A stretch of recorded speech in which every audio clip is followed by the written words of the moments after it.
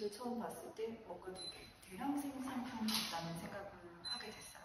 근데 그 건축이라는 것도 결국에는 거의 사각형 형태에서 똑같은 것이 굉장히 반복되고 있다는 생각을 했었고, 그리고 제가 학생 때도 여행을 많이 했었는데 특히 뭐 일본이나 이런 나라에 가면은 모든 게 글자나 언어만 다르고 모든 형태들이 다 똑같다는 생각을 하면서 이게 되게 매스 프로덕션에 대해서 관심을 가지면서 그런 것들을 주제로 이제 도시로 그려내고 싶다는 생각을 했어요.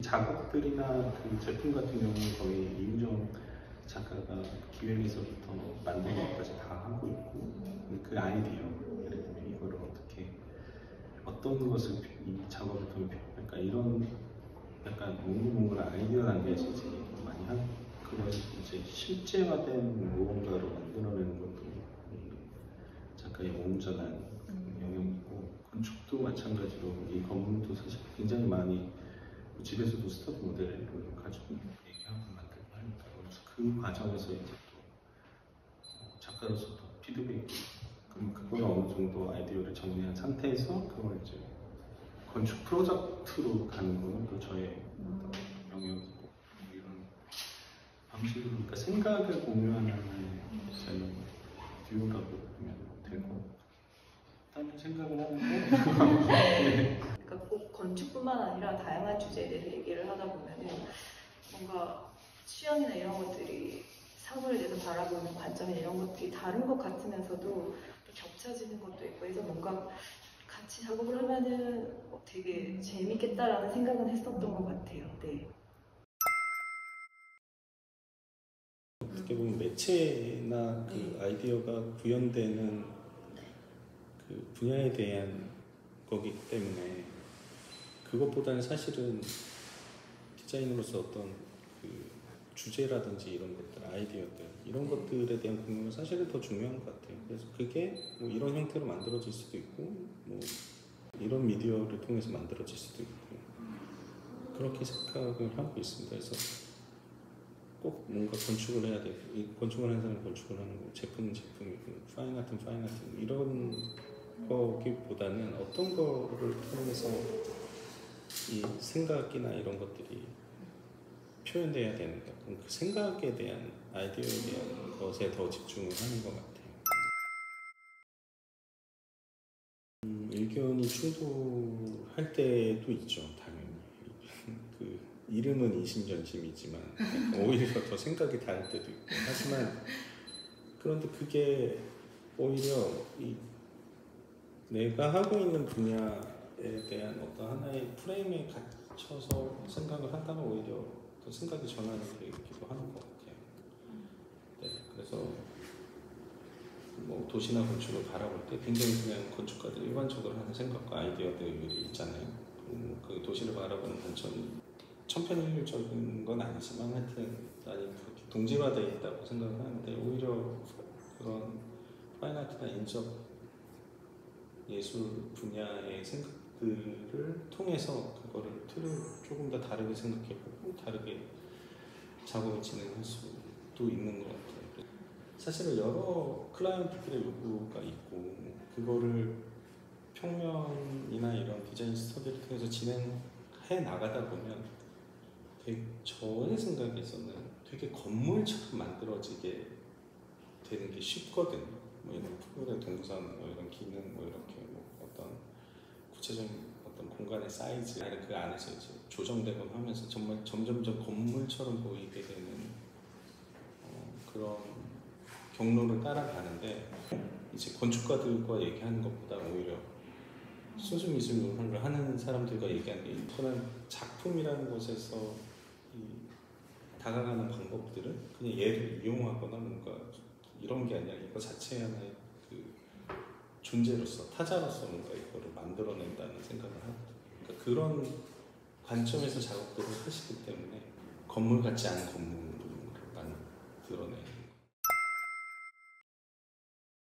작품으로서가 아니라 조금 더 작품과 제품 사이의 어떠한 영역들을 어떻게 만들어 나갈 것인가, 독립성을 계속 유지를 하면서 아이디어를 건축화시켜서 구현하는 방식에 대한, 파트너십에 대한 관계에 대한 그런 것들을 조금 찾아가는 게 저희 목표고,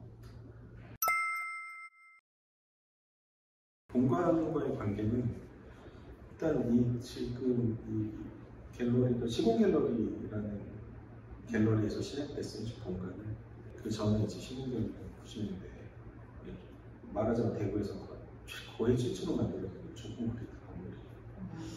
우리는 지금 너무나 익숙한 물성과 그 언어지만 그 당시에 그랬을 것 같다는 생각이 들어요. 저는 저걸 처음 봤을 때 또 생각했던 건 이거 자체가 가지는 어떤 그런 굉장히 악역 같은 물성이 이 건물의 하나의 굉장히 큰 캐릭터라는 생각을 했었고, 그렇다면 이제 새로운 건물도 역시 다른 여러 가지 이유들과 형태적인 것들도 있겠지만 물성으로서도 분명히 확연하게 구분될 수 있는 방법을 택해야겠다. 그러니까 이거는 이제 그런 어떤 의미적인 연장선이죠. 뭐 앞에 있는 게 노출콘크리트가 나도 그런 걸로 하겠다라기보다는 이 두 개의 그 노출 콘크리트를 선택을 하셨던 설계자의 그 당시의 의도, 뭔가를 보여주고 싶었을 것 같은데 그게 뭐였을까? 이 굉장히 거친 물성을 통해서. 그건 그냥 물성 자체의 어떤 형상이었을 거라는 생각을 했어요. 그래서 그렇다면 얘는 그런 재료를 선택했던 그 건축가의 생각을 조금 이어받아서 말하자면 그런 물성이 좀 분명하게 부각되는 건물의 매스와 함께, 그래서 그게 하나의 그냥 순수한 객체로서 이 건물을 바라볼 수 있게끔 하는 방법이 뭘까 해서 이런 디자인이 나왔던 것 같아요. 몰라서 얘기하는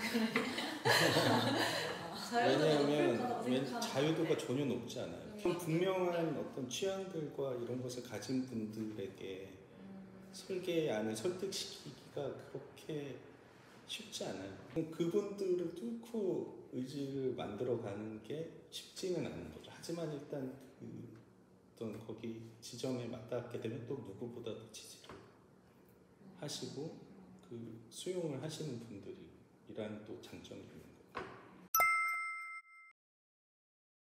요거 디테일하면서 되게 제작업체들이랑 얘기하면서 이제 만들어갔던 부분들인데, 처음에 이 고판도 어떻게 할 것이냐, 되게 뭐 이거를 사출로 만들 것이냐 아니면 얘는 얼만큼 벌릴 것이냐 이런 것들이 이 업체에서도 사실 이런 방식은 처음 해보는 것이라 제작도 그렇고, 그래서 이 알루미늄 원형 반원형 알루미늄 같은 경우는 수입판인데 그때 또 막 그 우크라이나 사태가 터져가지고 물량이 들어와야 되는 게 막 미뤄지고 그 우여곡절이 많았어요.